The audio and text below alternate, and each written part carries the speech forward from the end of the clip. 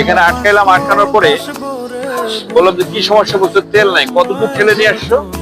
এখানে 3টা পাম্প সে চলে আসছে, 3টা পাম্পে তেল নাই। অর্থাৎ 3টা পাম্প হিসেব করলে 4 কিলোমিটার হবে। সে 4 কিলোমিটার ঠেলে নিয়ে আসছে এখানে।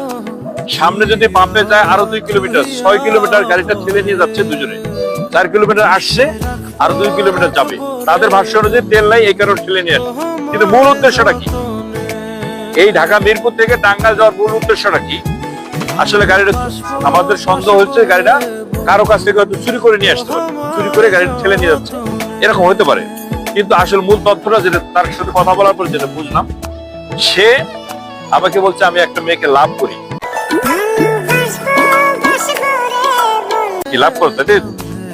সে একটা মেয়েকে লাভ করে, এই মেয়েটা থাকে টাঙ্গাইল, সে তার সাথে দেখা করার জন্য যাবে, এটা হলো তার মূল উদ্দেশ্য।